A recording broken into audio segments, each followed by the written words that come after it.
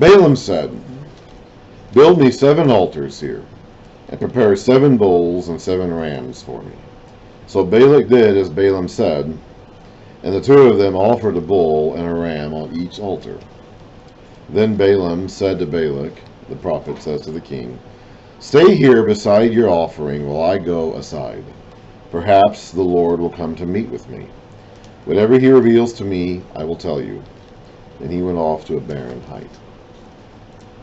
God met with him, and Balaam said, "I have prepared 7 altars, and on each altar I have offered a bull and a ram." So Balaam is trying to impress God with his piousness. I believe Balaam really did know God. I believe that Balaam was legitimately a prophet of God. And I'm willing to believe that at some point earlier in his life, he was a genuine prophet of God and followed God. And he did, I think, have probably a genuine reputation for cursing and blessing. Clearly the king of Moab believed it, because that's why he wants him so badly. At some point, and probably, several times, possibly several times, but at some point in the past, Balak clearly had issued a curse or a blessing that had come true, and had given him the reputation of being able to do this.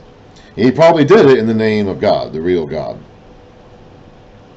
Like I said, we have actually plaster inscriptions about this same guy who was giving a cursing in the name of El Shaddai, the God Almighty, about something that was going to happen. Probably not this. Probably a different event. So there is even extra biblical support of this view that Balaam was a legitimate prophet of God and did have a reputation for uttering curses and blessings against people, probably in the name of the genuine, legitimate God. So I believe that he is a real prophet of God, and that he did know God, and God did know him, and God did speak to him. And maybe at some point in his life, he had been a legitimate follower of God and had done things for God with the intent of pleasing God. But clearly now here, and maybe he had been this way for a while, maybe he's simply at the end of a road that he'd been on for some time. I don't know. I really don't. But at this point in his life, clearly he is now seeking for profit rather than seriously honoring God. He wants to give Balak what Balak is asking for, because he wants the reward that Balak is offering him. So he is a genuine prophet, I believe, but he's also acting, at least here, and he may have been doing this for some time beforehand. I don't know if this is an isolated incident or if this is a trend that's been going on in his life leading up till now. I don't know. But he is acting as a prophet for hire here because he wants the reward that Balak is offering. So he wants to do what Balak is asking him to do, which is curse Israel. His problem is that he can't. He himself doesn't have the ability to bless or curse anyone. In the past, when he offered whatever blessings or cursings, if he offered and it came true, it was because of God. He probably knows that, even if he got a reputation in the people that it was him doing it. Which I guess he did. I mean, Balak seems to think this.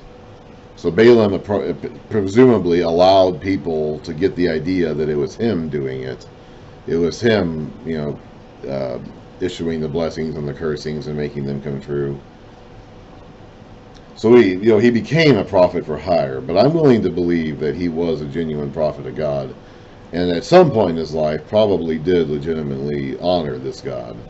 Like I said before, I think this is an example of how God spoke with the nations outside of Israel during this time, because Balaam is not an Israelite, but yet knows the Israelite God.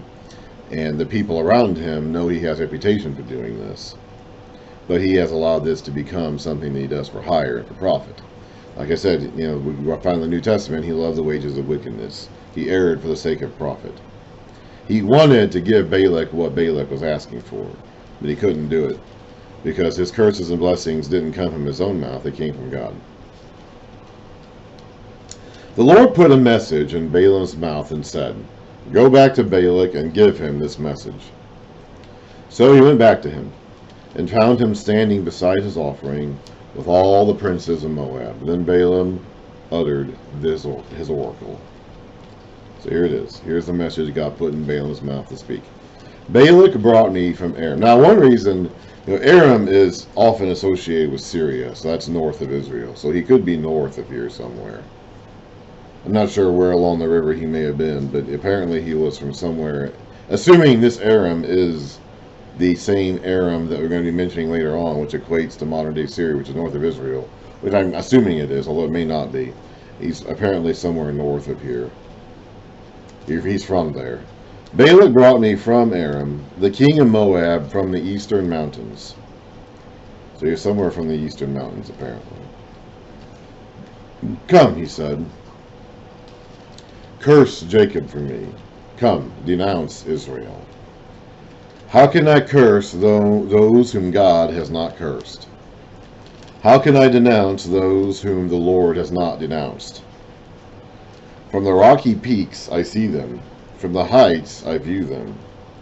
I see a people who live apart, and do not consider themselves one of the nations. Who can count the dust of Jacob, or number the fourth part of Israel?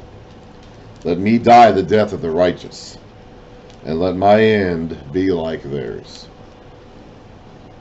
So he is not cursing Israel here. In fact, he's saying that if you're going to attack Israel, go ahead and attack me too. Let my end be like theirs. Balak said to Balaam, what have you done to me? I brought you to curse my enemies, but you have done nothing but bless them. He answered, must I not speak what the Lord puts in my mouth? Then Balak said to him, come with me to another place, where you can see them, but you will only see a part, not all of them. And from there curse them for me. So he took him to the field of Zophim on the top of Pisgah, and there he built 7 altars, and offered a bull and a ram on each altar. Balaam said to Balak, stay here beside your offering, while I meet with him over there. So he's going to try to get God to give him a message again. The Lord met with Balaam and put a message in his mouth and said, go back to Balak and give him this message. So he went to him and found him standing beside his offering with the princes of Moab. Balak asked him, what did the Lord say? Then he uttered this oracle. Arise, Balak, and listen. Hear me, son of Zippor. God is not a man that he should lie, nor a son of man that he should change his mind. Does he speak and then not act? Does he promise and then not fulfill? I have received a command to bless. He has blessed, and I cannot change it. No misfortune is seen in Jacob, no misery observed in Israel. The Lord their God is with them. The shout of their king is among them. God brought them out of Egypt. They have the strength of a wild ox or a unicorn, as the text says. A unicorn in Hebrew is probably not our mythical horse with a horn, but it's probably an actual wild animal that really did only have one horn back in those days. It might have gone extinct since then. We call it an ox in English translations today, but it probably was something that existed then but doesn't now. There is no sorcery against Jacob, no divination against Israel. It will now be said of Jacob and of Israel, see what God has done. The people rise like a lioness. They arouse themselves like a lion. It does not rest until he devours his prey and drinks the blood of his victims. Then Balak said to Balaam, neither curse them at all, nor bless them at all. Balaam answered, did I not tell you that I must do whatever the Lord says? Then Balak said to Balaam, come, let me take you to another place.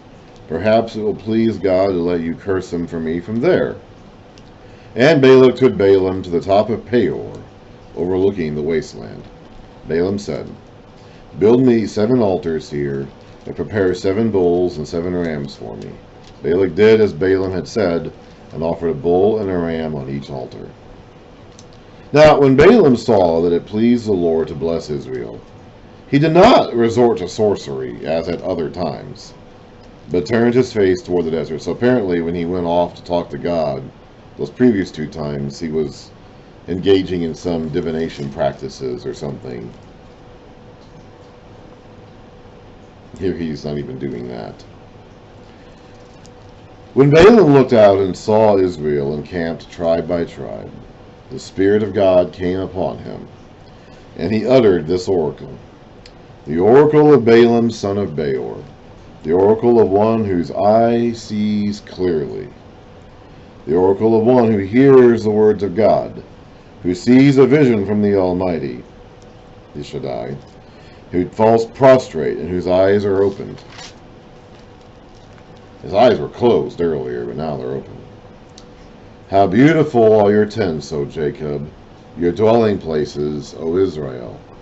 Like valleys they spread out, like gardens beside a river, like aloes planted by the Lord, like cedars beside the waters.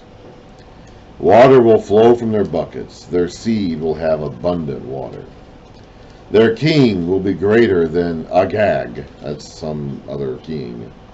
Their kingdom will be exalted. God brought them out of Egypt, they have the strength of a wild ox.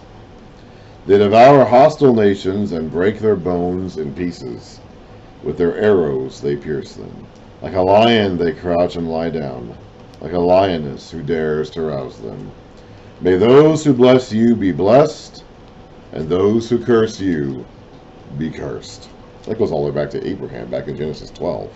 God's been saying that to them since the very beginning. Then Balak's anger burned against Balaam.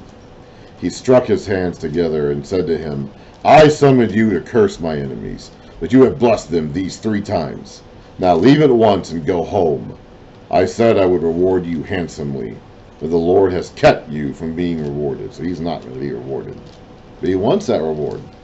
And Balaam is this close, or Balak, excuse me. Balak is this close to just having him slaughtered right here in front of him. He's saying, get out of my sight, go away.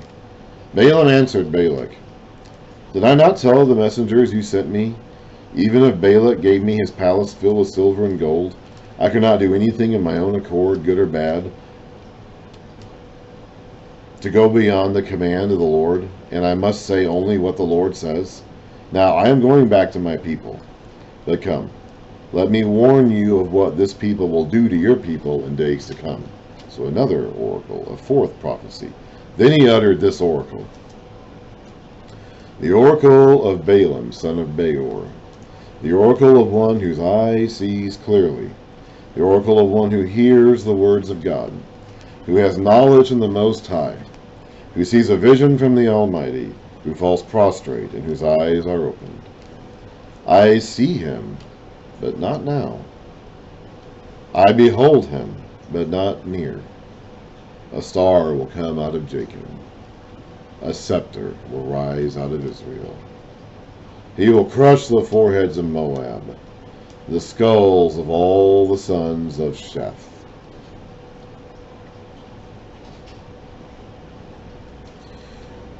Edom will be conquered. That's the Edomites, the South Seir, the capital of Edom. His enemy will be conquered. But Israel will go strong. A ruler will come out of Jacob and destroy the survivors of the city. This is, of course, referring to Jesus, the star from Jacob and the scepter from Israel. That actually goes back to what Jacob said when he was giving his blessings on his sons back at the end of Genesis.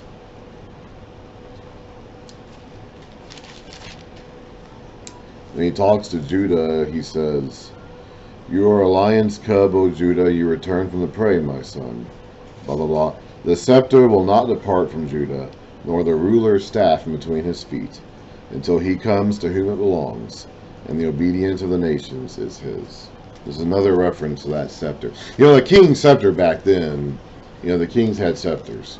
And they would use, when it talks about crushing the forehead, like, they would use these scepters to smite their enemies after they had captured them. You can see reliefs on the walls of the monuments of Egypt and other nations of captives, bound captives, being brought forward to the Pharaoh, to the king, for a smiting scene when he would take his heavy scepter and club them and crush their skulls. So this imagery is going directly to that, he's going to take this scepter and crush your skull, Moab.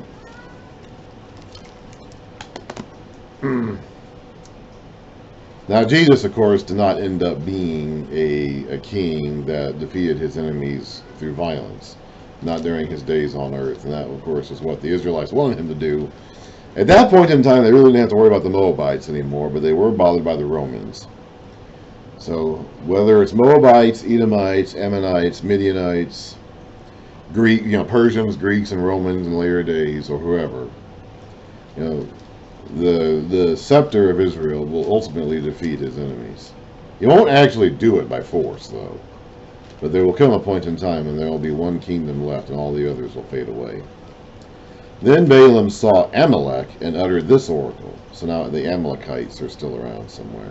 Remember, we mentioned that they were the ones who probably end up being the Hyksos, who move into Egypt sometime after the Exodus, and Egypt's defenses collapsed. Actually, Egypt was probably taken over by the Libyans to the west and the Ethiopians to the south first, shortly after the Exodus, and the Hyksos would have come in later.